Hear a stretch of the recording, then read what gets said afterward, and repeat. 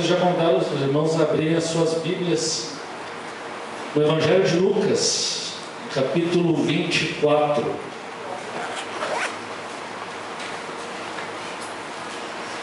Evangelho de Lucas, capítulo 24. A semana passada foi pregado também em cima de Lucas, morte de Jesus. E hoje vamos ver o que a palavra de Deus nos tem no capítulo 24. Eu vou ler quase todo o capítulo, não todo ele, mas quase todo, a leitura é longa. Então, capítulo 24 do Evangelho de Lucas, a partir do versículo 1. Os irmãos podem acompanhar na sua Bíblia. Diz assim a palavra do Senhor: No primeiro dia da semana, bem de madrugada, elas foram ao sepulcro, levando as essências aromáticas que haviam preparado. Encontraram a pedra do sepulcro removida. Elas entraram, mas não acharam o corpo do Senhor Jesus. E ficaram perplexas com isso. Então lhes apareceram dois homens com roupas resplandecentes. E elas ficaram com medo e abaixaram os olhos para o chão. E eles disseram: Por que procurais entre os mortos aquele que vive? Ele não está aqui, mas ressuscitou. Lembrai-vos de como vos falou ainda na Galileia: é necessário que o Filho do Homem seja entregue nas mãos de homens pecadores, seja crucificado e ressuscite ao terceiro dia. Então elas se lembraram das suas palavras, e voltando ao sepulcro, anunciaram todas essas coisas aos 11 e a todos os outros. As mulheres que relataram essas coisas aos apóstolos foram Maria Madalena, Joana, Maria mãe de Tiago e outras que também estavam com elas. Mas as palavras delas lhe pareceram um delírio e não lhes deram crédito. Contudo, Pedro levantou-se e correu até o sepulcro, e abaixando-se, viu somente os panos de linho, e retirou-se admirado do que havia acontecido. E nesse mesmo dia, dois deles seguiam para o povoado chamado Emaús, distante de Jerusalém 60 estádios. Iam comentando tudo o que havia acontecido. Enquanto comentavam e discutiam, o próprio Jesus se aproximou e começou a acompanhá-los, mas os olhos deles estavam como que fechados, de modo que não o reconheceram. Então ele lhes perguntou: Do que estás falando pelo caminho? Eles então pararam tristes. E um deles, chamado Cleopas, respondeu: És tu o único visitante em Jerusalém que não soube das coisas que ali aconteceram nesses últimos dias? E ele lhes perguntou: Quais? E eles responderam: As que dizem respeito a Jesus, o Nazareno, que foi profeta, poderoso em obras e palavras diante de Deus e de todo o povo, e de como os principais sacerdotes e as nossas autoridades o entregaram para ser condenado à morte e o crucificaram. Nós esperávamos que fosse ele que traria redenção a Israel. Além disso, já faz 3 dias que essas coisas aconteceram. Também é verdade que algumas mulheres do nosso meio nos encheram de espanto, pois foram de madrugada ao sepulcro dele e, não achando o corpo, voltaram, afirmando ter tido uma visão de anjos que diziam que ele está vivo. Alguns dos que estavam conosco foram ao sepulcro e confirmaram o que as mulheres haviam falado, mas não o viram. Então ele lhes disse: Ó tolos que demorais a crer no coração em tudo que os profetas disseram, acaso Cristo não tinha de sofrer essas coisas e entrar na sua glória? E começando por Moisés e os profetas, explicou-lhes o que constava a seu respeito em todas as Escrituras. E quando se aproximaram do povoado para onde se dirigiam, Jesus fez como quem ia seguir adiante. Eles, porém, insistiram: Fica conosco, pois já é tarde, e o dia está terminando. E então entrou para ficar com eles. Estando com eles à mesa, Jesus pegou o pão e o abençoou, e partindo, o distribuía. Então os olhos deles foram abertos e o reconheceram, e ele desapareceu de diante deles. E disseram uns aos outros: Acaso nosso coração não ardia pelo caminho, quando ele nos falava e nos abria as Escrituras? E na mesma hora levantaram-se e voltaram a Jerusalém, e encontraram reunidos os 11 e os que estavam com eles, os quais diziam: É verdade, o Senhor ressuscitou e apareceu a Simão. Então os dois contaram o que havia acontecido no caminho e como o reconheceram no partir do pão. Enquanto ainda falavam nisso, isso, o próprio Jesus apareceu no meio deles e disse-lhes: paz seja convosco. Mas eles, assustados e com medo, pensavam que estavam vendo algum espírito. Ele, porém, lhes disse: por que estáis angustiados? E por que surgem dúvidas em vosso coração? Olhai as minhas mãos e os meus pés, pois sou eu mesmo. Apalpai-me e vede, porque um espírito não tem carne nem ossos, como percebeis que eu tenho. E dizendo isso, mostrou-lhes as mãos e os pés. Admirados e ainda sem acreditar por causa da alegria, Jesus lhes perguntou: tendes aqui alguma coisa para comer? Então lhe deram um pedaço de peixe assado. E ele pegou e comeu na frente deles. E depois lhes disse: são essas as palavras que vos falei, estando ainda convosco. Era necessário que se cumprisse tudo o que estava escrito sobre mim na lei de Moisés, nos profetas e nos salmos. Então lhes abriu o entendimento para compreenderem as Escrituras. E disse-lhes: está escrito que o Cristo sofreria e ao terceiro dia ressuscitaria dentre os mortos, e que em seu nome se pregaria o arrependimento para perdão dos pecados a todas as nações, começando por Jerusalém. Vós sois testemunhas dessas coisas. Até aqui. Quando os peregrinos vão a Jerusalém, há um lugar chamado Jardim da Tumba. Não se sabe se Jesus de fato foi enterrado lá, mas encontraram no século XIX um túmulo vazio, muito bonito, bem conservado, aparentemente nunca utilizado, e associaram esse lugar ao túmulo onde Jesus teria sido ressuscitado. E as pessoas, quando chegam nesse lugar, elas entram, é um lugar muito bonito, um lugar muito inspirador. Hoje ele é cuidado por uma ONG inglesa que administra o local. E tem uma porta de madeira que eles colocaram na entrada da tumba, e nessa porta está escrito: ele não está aqui, mas ressuscitou. Essas são as palavras que estão aqui no Evangelho que nós acabamos de ler. Ele não está aqui, mas ressuscitou. Talvez sejam as palavras mais belas do Evangelho de Lucas. Talvez sejam as palavras mais espetaculares e mais inesperadas do Evangelho. Jesus não está na tumba. Ele ressuscitou. Ele está vivo. E não é que o Espírito de Jesus saiu do corpo e as pessoas viram o Espírito dele. A leitura que nós fizemos aqui é bem clara. Jesus pediu para que tocassem no seu corpo. Jesus não é um espírito. Jesus não é apenas um anjo, um ser espiritual. Não, ele ressuscitou dentre os mortos. O túmulo está vazio. E ele apareceu para os seus apóstolos. E apareceu e pediu para que eles tocassem. Não só isso, ele comeu na frente dos apóstolos, na frente dos discípulos, para provar que de fato ele havia voltado dentre os mortos. Mas ao mesmo tempo em que ele fez tudo isso, ele simplesmente entrava e desaparecia de uma hora para outra, de forma que o corpo dele já não era mais o mesmo corpo que foi pendurado numa cruz. Era um corpo glorificado, um corpo ressurreto. Agora, o que significa essa ressurreição? Nós temos aqui, todo o capítulo 24 trata desse assunto, mas Lucas ele não se preocupa em refletir teologicamente de uma maneira explícita sobre o significado disso tudo. Na verdade, o Evangelho de Lucas, quando ele conta a história de Jesus, a forma como a história é contada já é uma explicação teológica, mas ela não é tão clara assim como, por exemplo, se nós formos ler as cartas de Paulo, que explicam o motivo pelo qual Jesus morreu e ressuscitou. Mas o fato é que Lucas relata essa história. E essa é uma história de final feliz. Todos nós gostamos de histórias com finais felizes. O ser humano busca, ainda que no mundo artístico contemporâneo, talvez um reflexo de um certo pessimismo e ceticismo da nossa sociedade, finais felizes às vezes são considerados coisas de adolescentes ou coisas de filmes de segunda categoria. Mas um filme mais culto, mais refinado, não teria um final feliz, porque finais felizes de verdade não acontecem. Mas o Evangelho aqui nos traz uma história com um verdadeiro final feliz, porque esse Jesus que morreu, ele ressuscitou, e ressuscitou para nunca mais morrer de novo.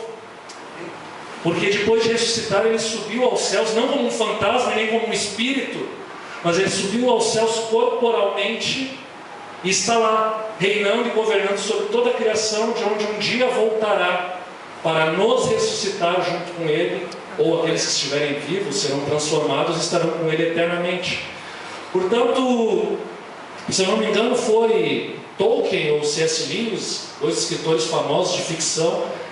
Um deles disse certa vez que o Evangelho, a história que está aqui no Evangelho, que é narrada tanto por Lucas, como por Marcos, por Mateus ou por João, ela não é simplesmente uma história com um final feliz, como várias das outras. Na verdade, ela é a história com final feliz, da qual todas as outras são apenas uma figura, são apenas uma representação, são apenas uma tentativa de encontrar um final feliz. Mas o verdadeiro, autêntico e permanente final feliz é apenas esse que nós lemos aqui no Evangelho de Lucas. E é esse final feliz que nós lemos aqui, que nós estamos celebrando nessa noite. A nossa série Páscoa, a redenção do povo de Deus. A Páscoa significa exatamente isso: acontecimentos que promoveram a redenção, ou seja, a salvação, o resgate, a libertação do povo de Deus. E o povo de Deus, quem é o povo de Deus? No Antigo Testamento era Israel, hoje somos nós que fazemos parte da igreja. A Páscoa é aquele momento em que nós celebramos a ressurreição de Cristo e sabemos que essa ressurreição de Cristo garante a libertação do povo de Deus. É porque Cristo ressuscitou que nós temos a certeza de que fomos salvos, de que fomos libertos da morte, fomos libertos do pecado, que fomos libertos do mal. A morte foi derrotada. Se Jesus não tivesse saído daquele túmulo, talvez ele fosse mais um, como Maomé, Buda, ou sei lá quem mais. Ele poderia ter sido um grande profeta, como, de certa forma, aqui Cleopas nos mostra ter esse entendimento ainda muito superficial de Jesus. Ele diz que Jesus era um grande profeta, poderoso em obras, mas que infelizmente foi morto pelas autoridades. Assim pensava a maioria dos judeus, assim pensava até mesmo a maioria dos discípulos de Jesus. Nem mesmo os discípulos poderiam esperar esse final. A ressurreição de Cristo foi algo totalmente inesperado, pegou todos de surpresa. Apesar de Jesus ter dito várias vezes: o Filho do Homem será entregue, será morto, e ao terceiro dia ressuscitará. Mas os discípulos não entendiam essa mensagem. Se nós olharmos o texto aqui, nós vemos já nos primeiros versículos que as mulheres, fiéis seguidoras de Jesus, que acompanhavam ele para todos os lados, foram as primeiras testemunhas da ressurreição. O verso primeiro nos diz que elas foram de madrugada ao sepulcro. Mas elas não foram para ver se Jesus havia ressuscitado. Elas foram para embalsamar o corpo de Jesus, porque elas tinham certeza que Jesus estava morto e, portanto, os mortos têm que ser cuidados, tem que colocar um azeite, tem que dar uma limpada, uma cuidada do corpo. Realmente isso se fazia muito no passado, ainda se faz hoje, mas mais ainda no passado. E elas foram praticar um ato de piedade. Elas consideravam Jesus uma grande pessoa e queriam ter um cuidado especial com o seu corpo.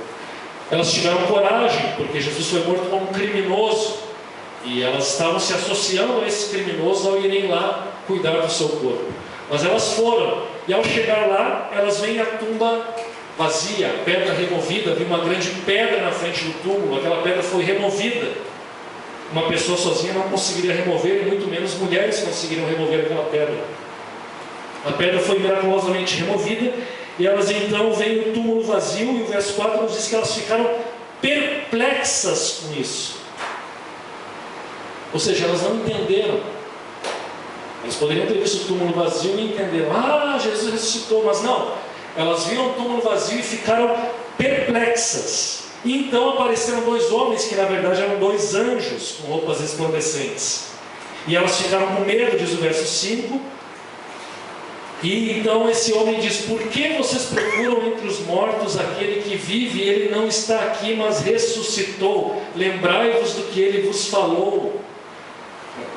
Estando ainda na Galiléia, é necessário que o Filho do Homem seja entregue nas mãos dos pecadores, crucificado e ressuscite ao terceiro dia. E o verso 8 nos diz então que elas então se lembraram das suas palavras. Foi somente nesse momento, após ver o túmulo vazio, após os anjos aparecerem e explicarem e dizerem: ele não está aqui, mas ressuscitou, lembrem-se do que ele falou. Elas então se deram conta e se lembraram: de fato, Jesus ressuscitou. Elas estavam como que cegas. Vejam, haviam evidências diante delas, mas elas ainda não entendiam. Isso já nos mostra uma verdade importante. A verdade a respeito de Deus, a verdade a respeito de Jesus, a verdade a respeito da nossa salvação, ela não é compreendida naturalmente pelo ser humano se Deus não revelar ao ser humano. É somente quando o Espírito Santo fala conosco que a palavra que é pregada aqui na frente pode tocar o nosso coração, pode gerar a verdadeira fé, pode provocar a conversão. Sem a obra do Espírito Santo, ninguém pode ver a beleza de Deus, ninguém pode compreender a santidade de Deus, ninguém pode amar a Deus. E ninguém pode entender aquilo que Ele está fazendo. As mulheres até então não estavam entendendo o que Deus estava fazendo. Mas no momento então que os anjos revelam, elas se lembram e elas entendem. E o verso 9 nos diz que elas então voltam do sepulcro e anunciam aos 11 apóstolos, todas essas coisas em Jerusalém. Mas eles não acreditam. O verso 11 nos fala que os próprios apóstolos também estavam cegos espiritualmente. A cegueira tomou conta deles. E lembrando, no mundo antigo, o testemunho da mulher não tinha valor. As mulheres eram consideradas como facilmente influenciáveis, vulneráveis, subjetivas. Portanto, diante de um tribunal, a palavra da mulher ou não tinha valor, ou tinha um valor muito relativo.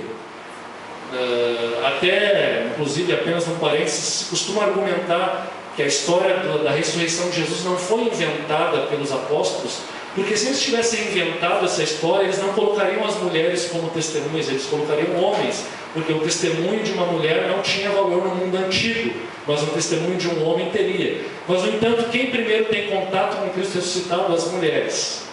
Isso está bem claro nos outros evangelhos.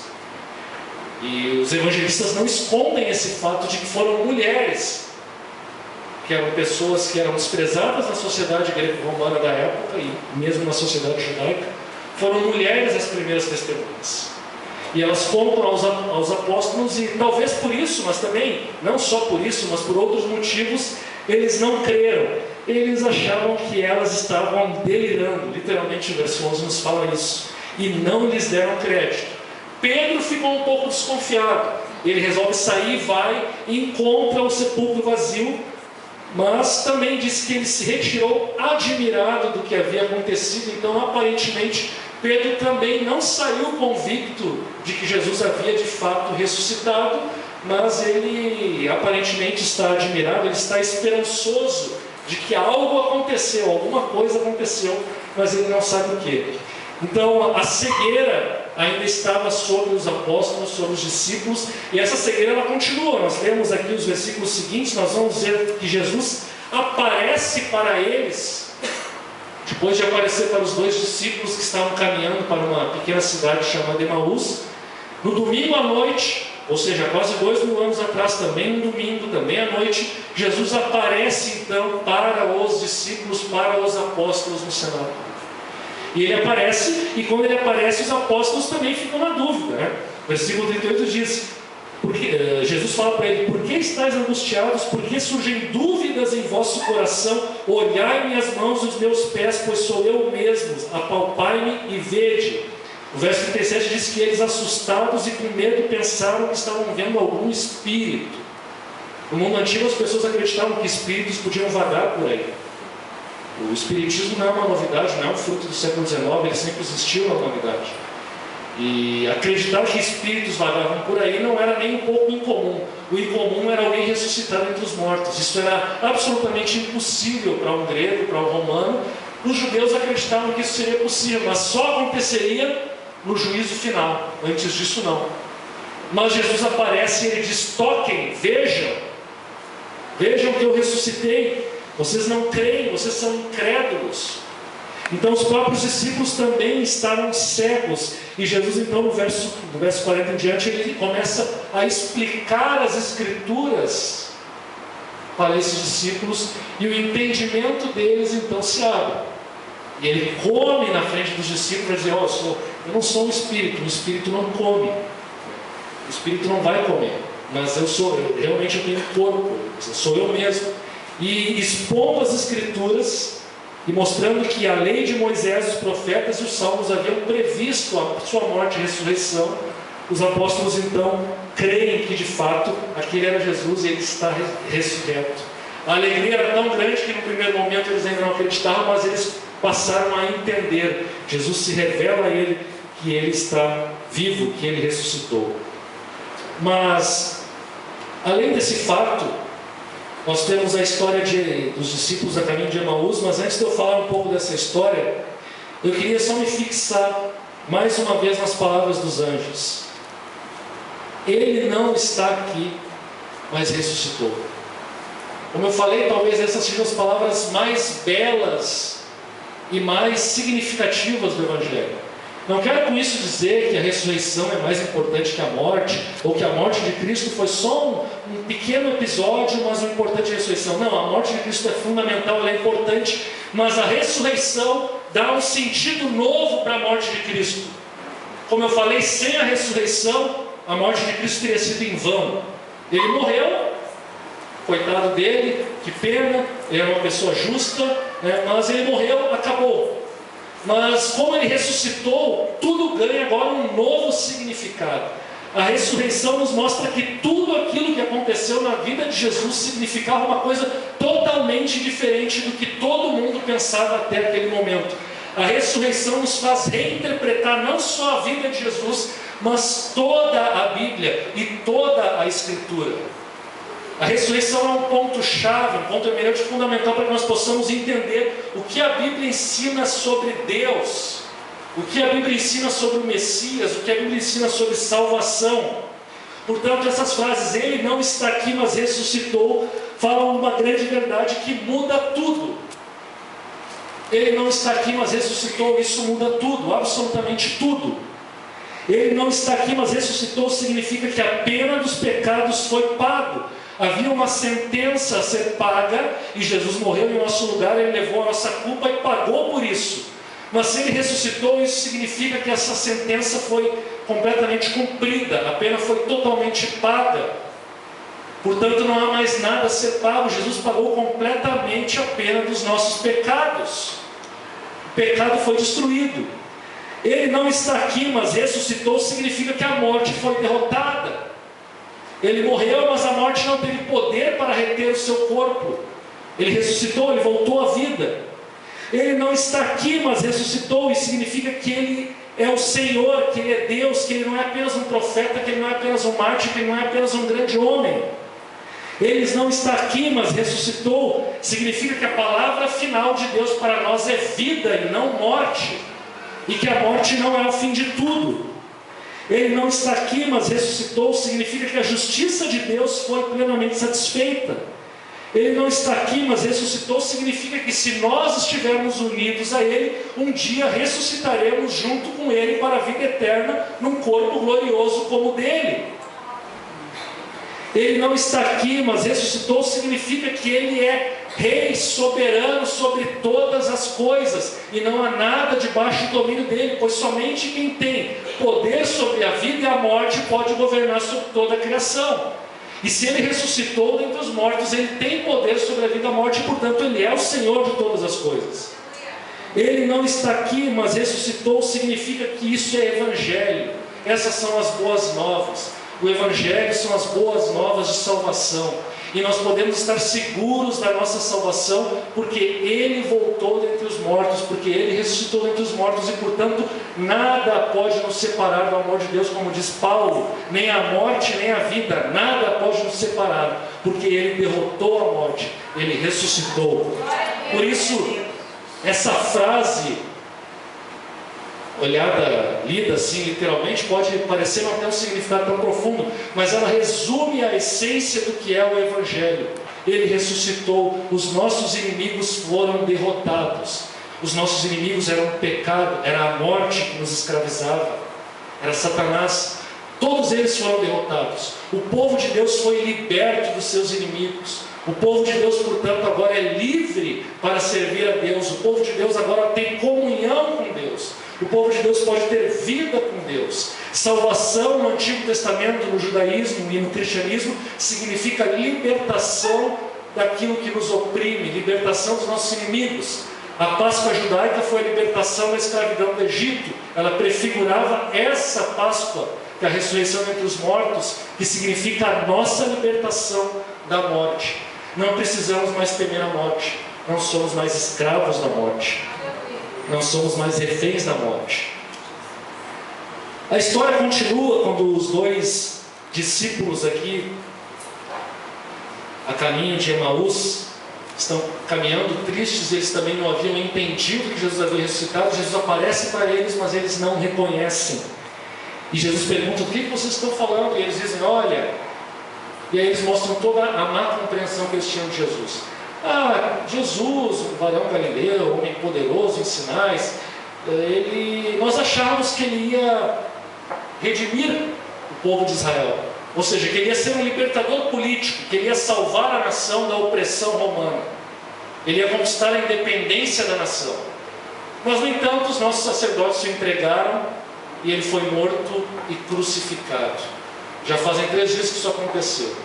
Eles perderam as esperanças. Se vê que eles tinham uma concepção totalmente equivocada a respeito de Jesus, e Jesus, então, sem se dar a conhecer, os repreende e começa a expor as Escrituras e mostra que tudo na Bíblia apontava para isso. As Escrituras diziam respeito à morte e ressurreição de Jesus. E aqui é uma coisa importante que nós aprendemos: tudo na Bíblia, direta ou indiretamente, aponta para Jesus Cristo, a sua vida, a sua morte e a sua ressurreição. A ressurreição é o clímax disso tudo, mas tudo na Bíblia aponta para isso. Não devemos ler a Bíblia de uma maneira autônoma. Eu não tenho que ler Levítico, ler a lei de Moisés, sem considerar o fato de que Cristo ressuscitou, sem considerar o fato de que em Cristo as ordenanças foram abolidas. É o erro que muitos grupos cristãos fazem, de tentar ler o Antigo Testamento de uma maneira autônoma, sem levar em consideração o Novo. Eles acabam caindo num legalismo, de ter que cumprir a lei de Moisés literalmente, como se isso não tivesse sido abolido por Cristo. Eles não conseguem ter uma leitura cristocêntrica da Bíblia. Mas aqui Jesus nos mostra que devemos ler as Escrituras à luz do que Ele fez. Tudo na Bíblia aponta para Cristo, e portanto tudo na Bíblia deve glorificar a Cristo. E se não glorifica a Cristo, provavelmente a nossa leitura está sendo equivocada. Mas Cristo se revela a eles, e se revela justamente, segundo o versículo 30, no momento do partir do pão. Estando com eles à mesa, Jesus pegou o pão e abençoou, e partindo o distribuía. O partir do pão aponta para não é aqui literalmente a Santa Ceia, mas com certeza, muito provavelmente é uma evocação da Santa Ceia. Jesus parte o pão para os seus discípulos, e no partir do pão, os olhos deles se abrem e eles percebem que estão na presença de Jesus Cristo. A ceia, o partir do pão, a comunhão cristã é um momento em que muitas vezes Deus se revela ao seu povo, como Ele se revelou aqui aos seus discípulos. E no verso 40, nós também temos uma lição importante, quando Jesus mostra aos discípulos as suas mãos e os seus pés. E quando mostra as suas mãos e pés para que eles o reconheçam, com certeza eles veem ali as feridas, os cravos, a crucificação. Jesus ressuscitou, Ele tem um corpo glorificado, mas Ele continua carregando as marcas do seu sofrimento. Curioso isso, né? Nós pensamos que na vida eterna, na ressurreição, estaremos com Deus, e às vezes as pessoas têm aquele conceito equivocado de que tudo vai ficar para trás, e nós não vamos nem lembrar da nossa vida miserável e de sofrimento aqui na terra. Quando, na verdade, a ressurreição de Cristo nos mostra que nós não vamos simplesmente esquecer de tudo aquilo que passamos, mas pelo contrário, nós vamos entender por que passamos tudo aquilo que passamos. Aquelas chagas e aquelas marcas no corpo de Jesus, que até então eram vistas como sinal de derrota, de fracasso e de sonhos frustrados, agora são vistas como sinal de salvação, de libertação e de vitória sobre a morte. Os discípulos agora compreendem o motivo do sofrimento de Jesus e deles mesmos. E conosco será assim também. Nenhum sofrimento que nós passamos nessa vida é em vão. Nenhum problema que nós passamos Na maioria das vezes que nós sofremos e passamos por algo ruim, parece que isso não tem propósito, não tem sentido, e provavelmente na maioria das vezes nós vamos morrer sem saber por qual o propósito e o sentido disso. Mas a palavra de Deus nos mostra e nos demonstra que haverá um dia em que nós estaremos na presença de Deus, não deixaremos de ser quem nós somos aqui nessa vida, olharemos para as marcas que nós carregamos, lembraremos do nosso sofrimento, mas não para a nossa tristeza, mas para a nossa alegria.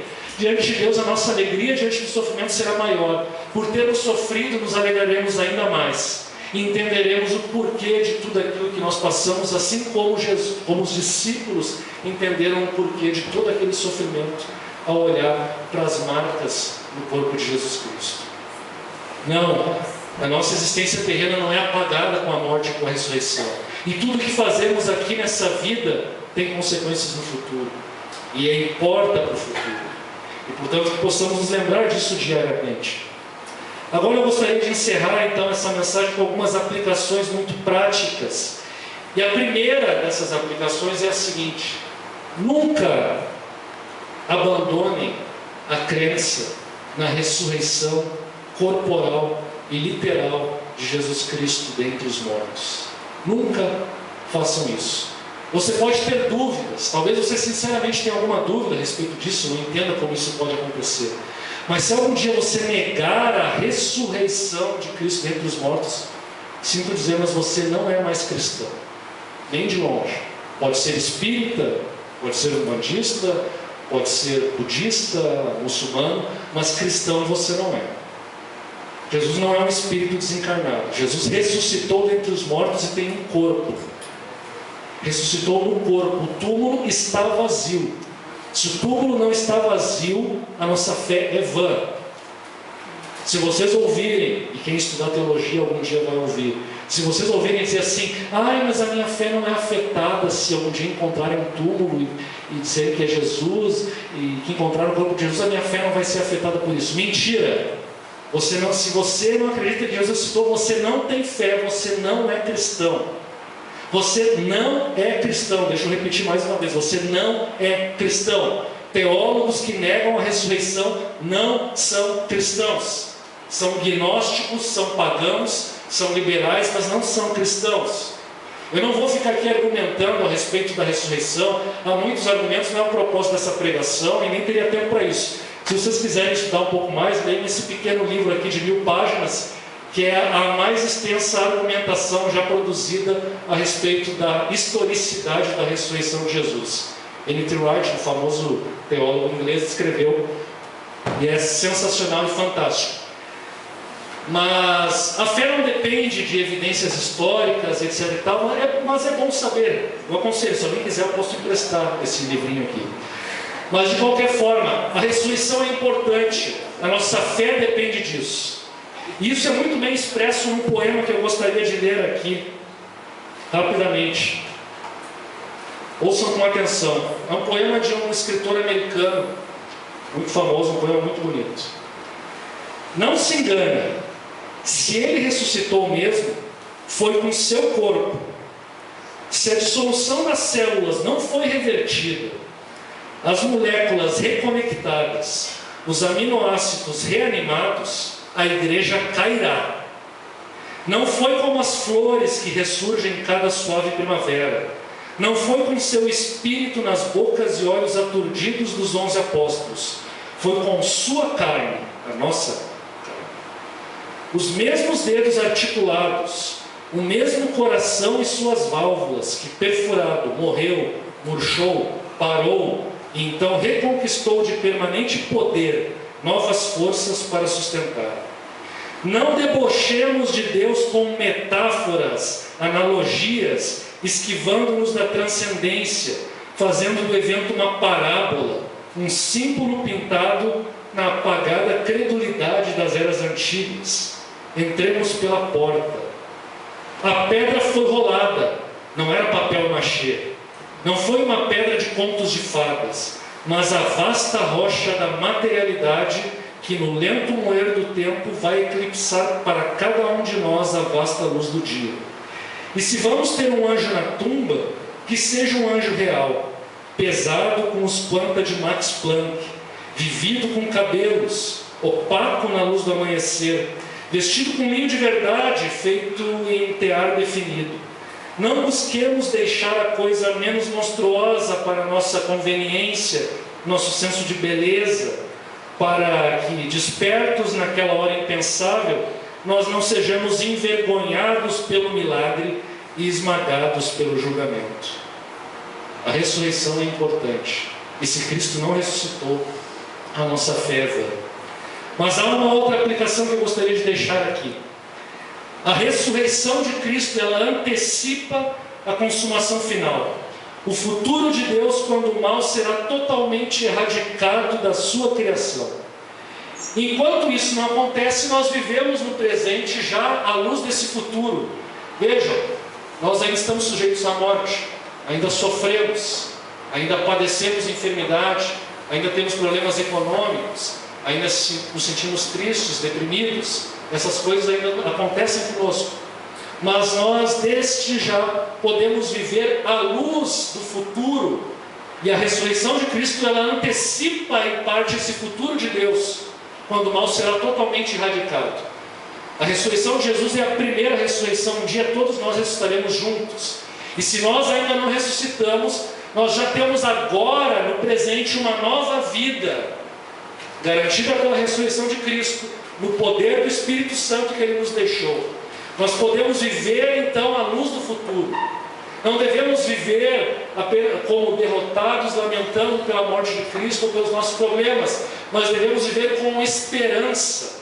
Devemos viver olhando para o futuro glorioso que nos aguarda. Devemos enxergar a transformação da criação. A ressurreição de Cristo significa que Deus está recriando o seu mundo, e nós que estamos unidos a Cristo fazemos parte dessa nova criação. Portanto, já somos em parte nova criação, já somos novos seres humanos e, portanto, já podemos ter uma nova vida. Portanto, viva essa nova vida de Cristo. Viva! A Páscoa é a mensagem da vida, a vida triunfando sobre a morte. E na vida de Cristo nós triunfamos sobre a morte espiritual em que nós nos encontrávamos antes de conhecer a Cristo. Que possamos viver à luz dessa nova vida, vivendo de uma maneira que agrade a Deus, e não de uma maneira que condiz com a morte, mas de uma maneira que condiz com a vida. Que as nossas esperanças estejam em Cristo. Mas há mais. Com a ressurreição de Cristo nós temos plena certeza de que o mal e o sofrimento foram assumidos por Deus e derrotados. E um dia eles terão fim. Mas não é apenas isso. Um dia o nosso sofrimento será não apenas extinto, mas compreendido e até glorificado. Tim Keller que fala, o famoso pastor americano, ele diz: o final feliz da ressurreição de Jesus Cristo é tão grande que traga até mesmo o sofrimento da cruz. A vitória final que nós temos em Deus é tão grande que vai tragar todo e qualquer sofrimento que nós tenhamos passado nessa vida. E portanto temos que viver, quando estivermos sofrendo, quando estivermos passando por dificuldades, temos que viver também sempre à luz da esperança futura, sabendo que no futuro tudo o que nós estamos passando vai fazer sentido, ainda que no momento presente talvez não pareça não ter sentido algum.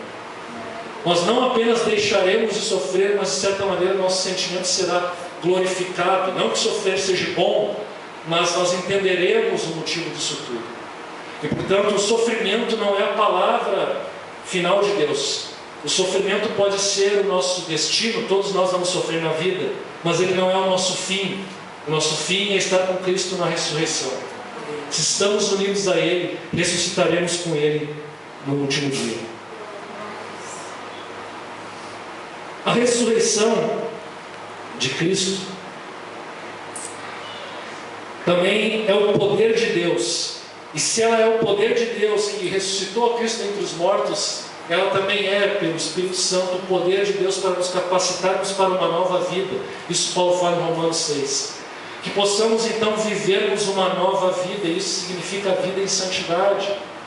Não nos esqueçamos que o Evangelho é boa nova de Deus, que nos liberta da escravidão do pecado. Nós somos libertos da escravidão do pecado para vivermos uma vida para Deus e não para nós mesmos.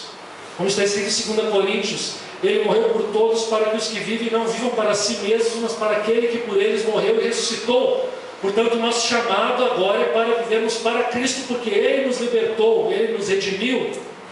E que, portanto, esse poder que ressuscitou a Cristo possa nos acompanhar, possamos ter a confiança de que Ele nos acompanha para que possamos viver para Ele. E que o viver para Ele seja uma realidade.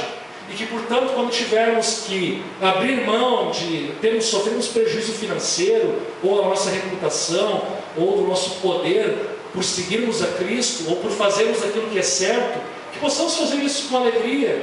Que Deus nos dê poder para fazermos aquilo que é certo, aquilo que é correto, aquilo que glorifica o seu nome. Que possamos colocar a vontade de Deus acima da nossa vontade, porque Ele ressuscitou para isso. Jesus não ressuscitou para mim ter o carro do ano. Jesus não ressuscitou para mim ter uma família maravilhosa e abençoada. Jesus não ressuscitou para que eu fosse próspero. Esse é o mal, a mentira que a teologia da prosperidade prega.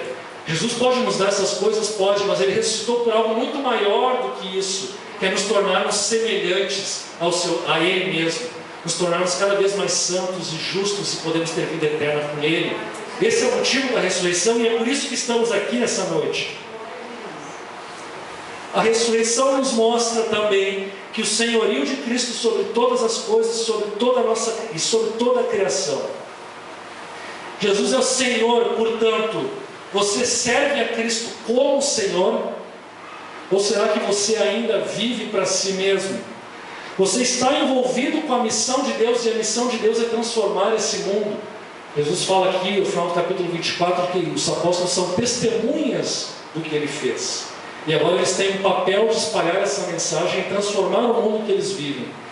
Mas nós, de fato, estamos reconhecendo o senhorio de Cristo sobre a criação? Ou será que nós olhamos para os nossos Césares contemporâneos, para os nossos ricos e poderosos, e tememos mais a eles do que o próprio Deus e o próprio Cristo? Será que nós temos consciência de que servimos um Deus maior do que qualquer coisa, e que a nossa missão enquanto cristãos é maior do que qualquer outro interesse pessoal?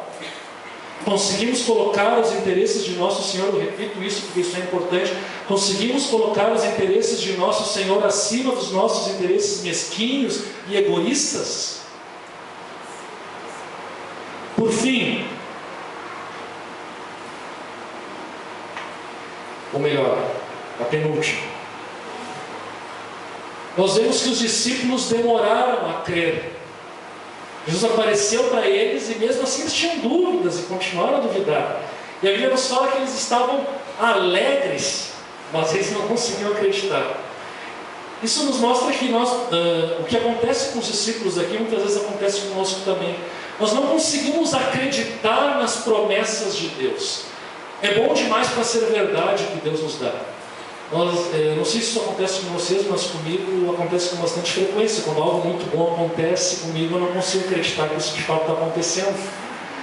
E muitas vezes nós, como cristãos, duvidamos das promessas de Deus da mesma maneira. Nós sabemos que dizemos que Deus nos perdoou, mas nós não acreditamos que Ele nos perdoou. Isso é bom demais para ser verdade. Nós cremos que estamos livres do pecado, mas isso é bom demais para ser verdade. E nós continuamos nos auto-acusando e continuamos tentando fazer algo para conquistar a nossa salvação, porque nós não aceitamos o fato de que Deus nos salvou pelo seu próprio mérito e não pelos nossos méritos. É bom demais para ser verdade o fato de que Deus nos salvou sem que eu tenha feito nada para merecer isso. E aí nós voltamos com os nossos sentimentos de culpa. Eu pequei. Eu não posso participar da ceia. Eu não sou digno. Eu não sou uma pessoa boa. Eu não sou uma pessoa santa o suficiente. Deus não me ama. Deus não gosta de mim. Eu sou um pecador. Deus me aceitar, mesmo sendo pecador, é bom demais para ser verdade. Mas a palavra de Deus nos diz que Deus nos salva pela sua graça. Não é pelo nosso mérito. Não é pelo que nós fazemos. Nós temos que crer pela fé e nos unirmos a Cristo e nos apropriarmos disso.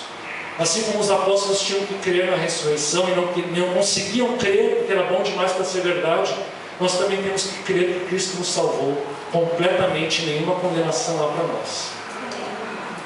E por fim, Jesus ressuscitou. De certa maneira eu estou repetindo uma das nossas aplicações. Mas se Ele ressuscitou, agora podemos ver que a nossa vida tem um sentido. E portanto, um novo sentido. Não apenas um sentido, mas um novo. Se talvez antes nós pensássemos, antes de conhecer a Cristo, pensávamos que a nossa vida tinha um sentido, Quando nós conhecemos a Cristo, a nossa vida agora tem um novo sentido. E, portanto, nós já não vivemos mais para nós, mas para aquele que por nós morreu e ressuscitou. E, portanto, se Ele ressuscitou e nós vivemos para Ele, há esperança de um verdadeiro final feliz para todos nós. Todos nós poderemos vivenciar esse final feliz que os apóstolos vivenciaram aqui, que Jesus vivenciou aqui. Esse final feliz não é apenas para Ele, não é apenas um acontecimento do passado. Esse final feliz é uma realidade, é uma promessa para o futuro, e ela é para todos nós que cremos e nos unimos a Cristo. E que, portanto, que possamos estar unidos a Cristo. A minha oração é essa, que possamos, pela fé, nos unirmos a Cristo, crermos nele, confiarmos totalmente nele, e termos a certeza e a esperança de que um dia esse final feliz será uma realidade para nós, e que toda e qualquer dificuldade, todo e qualquer problema e todo e qualquer sofrimento terá fim, e estaremos numa alegria perpétua, naquele banquete celestial junto com o nosso Pai, banquete esse que é simbolizado pela Santa Ceia que nós vamos celebrar agora. Amém? Vamos nos colocar em pé e vamos orar.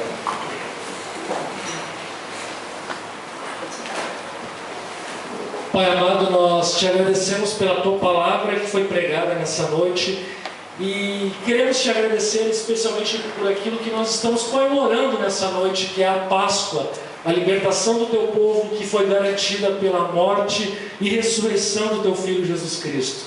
Ressurreição essa que nos garante a vitória completa sobre o mal, sobre Satanás, sobre a morte, sobre tudo aquilo que nos escravizava e nos amedrontava, e que às vezes insiste em nos amedrontar ainda hoje, 2000 anos depois. Pai amado, nós reconhecemos que às vezes falhamos em confiar em Ti, como os apóstolos, como os discípulos, como as mulheres. Falhamos em confiar nas Tuas promessas, falhamos em encontrar a Tua verdade revelada nas Escrituras, falhamos em fazer a Tua vontade, Senhor, no nosso dia a dia. Mas nós nessa noite pedimos a Tua misericórdia, pedimos que Tu nos capacites, Senhor, que Tu nos enche do Teu poder, esse mesmo poder que ressuscitou o Teu Filho dentre os mortos, esse poder que vem pelo Teu Espírito Santo, que Ele seja uma realidade na nossa vida, que Ele nos transforme dia a dia, que nos torne cada vez mais semelhantes ao Teu Filho, a Jesus Cristo, que nos torne cada vez mais santos, cada vez mais justos, ainda que a nossa justiça venha dele e não de nós mesmos, Senhor. E que nós possamos nos alegrar cada vez mais em Ti, possamos colocar toda a nossa esperança e alegria em Ti, e não apenas em nossos mesquinhos e vãos e egoístas propósitos e objetivos diários, Senhor. Que possamos ver que temos um chamado maior do que os nossos interesses pessoais, e possamos estar sempre envolvidos, Senhor, com a Tua obra, com alegria, Senhor, Te cultuando, Te adorando sempre. Assim nós oramos e Te pedimos nessa noite, em nome de Teu Filho Jesus. Amém.